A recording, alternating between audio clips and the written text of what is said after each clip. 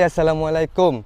Kembali lagi bersama saya Zaki di channel Lepak Salai. Okey korang nak tengok tak proses salai yang dah hampir siap, tapi belum siap lagi tahu. Tapi dia dah hampir siap. Okey, jom saya tunjuk korang. Okey. Kita ada daging. Kita ada ayam. Kita ada itik. So, daging, ayam dan itik ni dah nak siap dalam setengah jam ke 1 jam lagi.